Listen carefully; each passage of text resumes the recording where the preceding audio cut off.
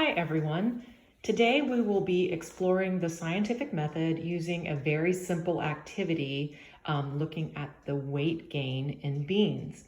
So hopefully you've learned from either your lab instructor or through some reading a little bit about what goes into scientific experimentation and scientific thinking. And we're going to use the components of the scientific method today to create some hypotheses about how different beans might be able to absorb water. So what I have for you here today are three different bean varieties. We have lima beans, kidney beans, and black beans. Now, what you're asked to do in your exercise is to get a balance, a beaker, a timer, and some beans. And so the first thing that we're asked to do is select one of each kind of bean and measure the initial weight of each. So here I have one of each of our kinds of beans, and we're going to go ahead and take some weights. This is the balance that we're going to use. Notice the unit of measurement, okay? You can see that it says G for gram. Why would we be using that unit of measurement in our lab as opposed to ounces, which is what we often find if we're in the grocery store, for example? So think about that. All right, so you can see here that we're starting out at 0. I'm going to grab one of our beans. So the initial weight of this bean is 1.20 or 1.21 grams, and this is a lima bean. You should fill that in on your chart.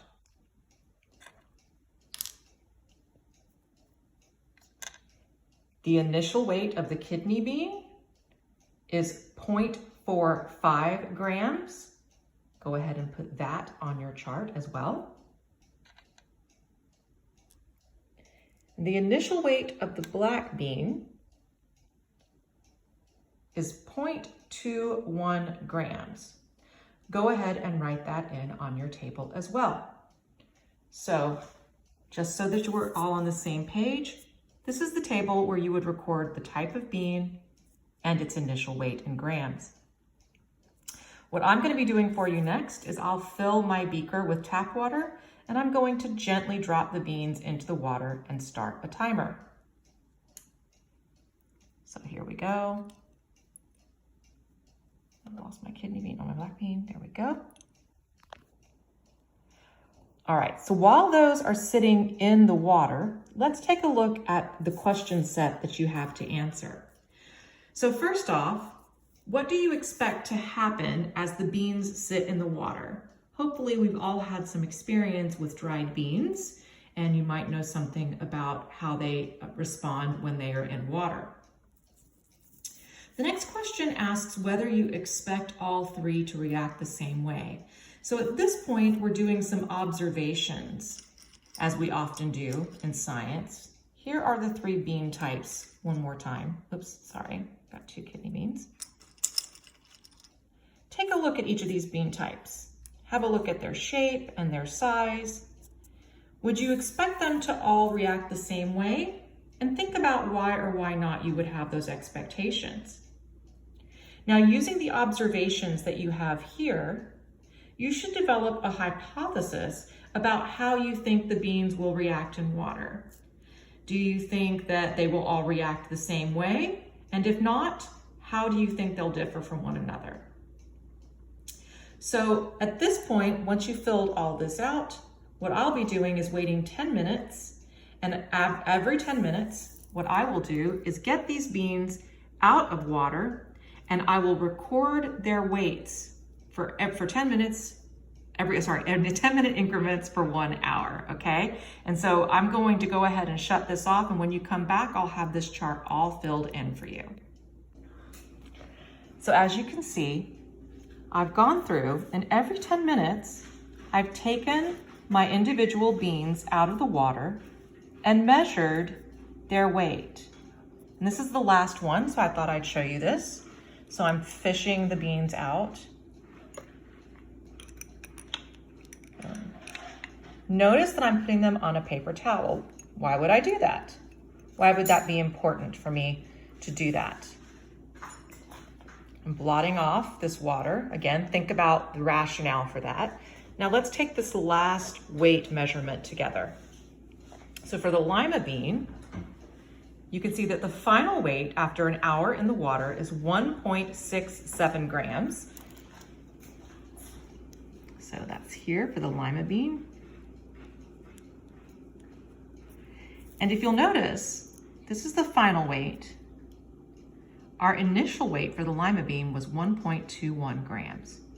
So it appears that the lima bean gained water weight after an hour in the water. And if we look, you can see that it gained in a pretty steady fashion. All right, let's look at the kidney bean.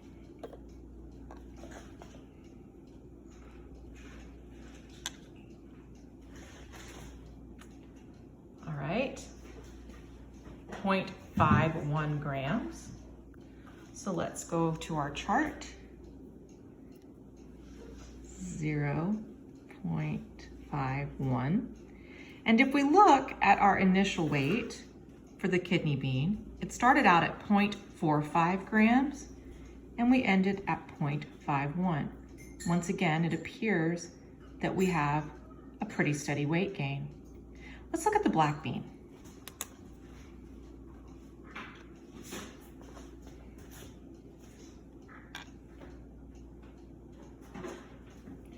.22. Now this illustrates a very interesting concept. Our initial weight on this black bean was 0.21 grams. Now I want you to notice something about this column. We started at 0.21, 0.22, 0.20, 0.20, and then back up. Here it appears almost as though we have a weight loss. Can you think of any explanation that might account for this data where it appears that our bean lost weight over time and we have minimal weight gain? Think about the instrument and its ability to measure things. All right, so we now have our chart filled out and you'll be receiving a separate file with all of these numbers so you don't have to worry about writing them down. But let's look at what you need to do to analyze this data. First of all, we're going to want to graph this data to look at it over time, because what we want to do is analyze our data so we can visualize it to determine whether whatever hypothesis you set is supported or refuted by the data we have. So the first thing we'll want to do is make a graph to examine our data. Now you have many different types of graph that you can use to plot this kind of information. So think about what type of graph would be most appropriate to use in this situation. Now, if your instructor has not gone over this information with you, one place where you might find some information about graph types is in your textbook. Between chapter 1 and chapter 2, regardless of whether you have a hard copy or the e-text, you'll find a section called bio skills. And in between chapter 1 and chapter 2, these bio skills are numbered 1 through I think 4. Bio skills number 2 talks about different types of graphs. So if that's information that you haven't talked about in your class, you can find that information in your text. All right. One thing that you're asked to do is to create a graph using the graph paper on the back of this page. And I suggest graphing the change in weight rather than the actual weights themselves, okay? And this says, this way, all 3 beans will fit on the same scale. So what do I mean by change in weight? Well, let's go back up to our chart, our charts, I should say. So here we have our initial weight. Here we have the weight, let's just look at the lima bean, after 10 minutes in the water. So the change in weight is going from 1.21 grams to 1.34 grams. So if we subtract out, 1.34 minus 1.21, the change in weight was 0.13 grams, wasn't it? Right? That's how much weight was gained to get to here. So that's what I mean by plotting the change in weight.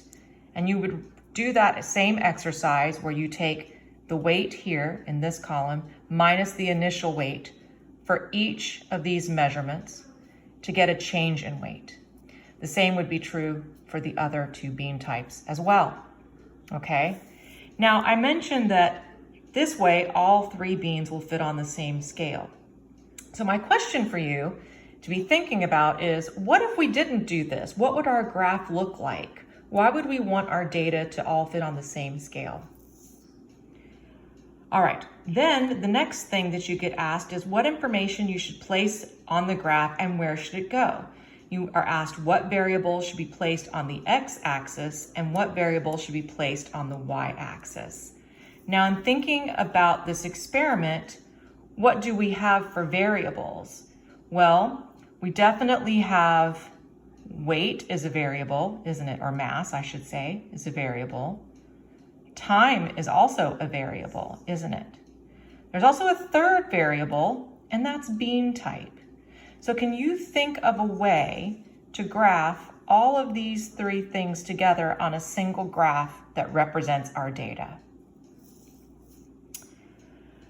Lastly, complete your graph by adding a line, and should you use a line of best fit or connect the dots? Again, hopefully this is something that your instructor has spoken to you about, but if not, you can find that information in your textbook. All right, you're also asked to calculate the rate of water absorption for each bean, and then you're told how to do that, and you'll want to do that here. Here, you're going to make a table with the type of bean and the rate of weight gain, okay? How do these rates compare to your hypothesis? And then you're going to write a nice conclusion for whether your hypothesis was supported or refuted and why you think that is. And actually, I should say this is where you're going to put why you think that is. Okay, so when you come up with whether your hypothesis is supported or refuted, think of some reasons that you might have been wrong if you were wrong. Or if you were right, what do you think contributed to your observations? All right, the very last thing that you'll do for exercise 1 is you will write up these results according to the instructions at the end of this lesson and turn them in next week as a results section.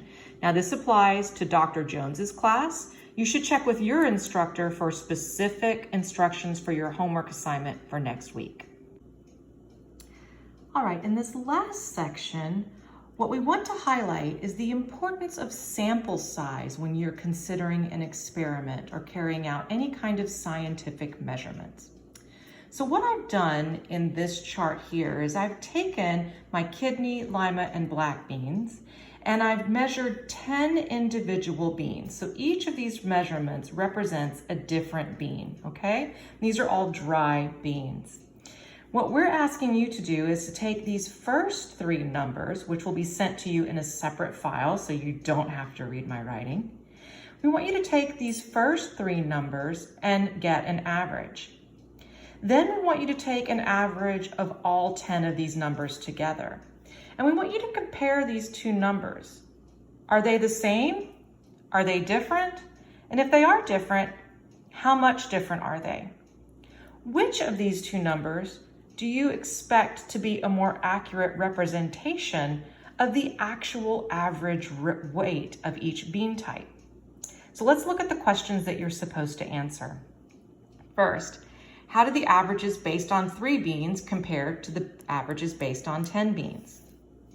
Second, how can you use this data to form a hypothesis about how many beans are in the jar?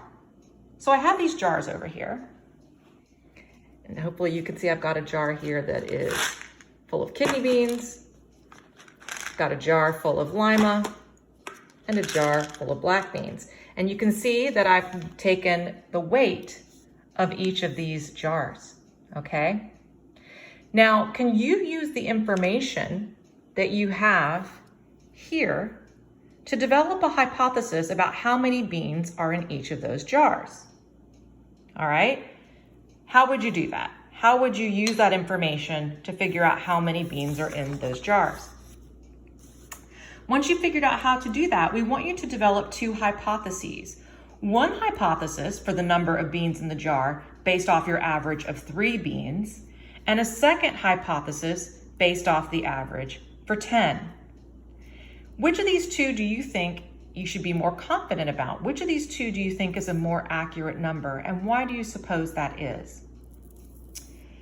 Let's say that you wanted to be even more accurate to the true number in the jar, and we actually do have those counts, and I'll be providing those to your instructors. So what could you do if you wanted to increase the accuracy of your hypothesis or your prediction? All right.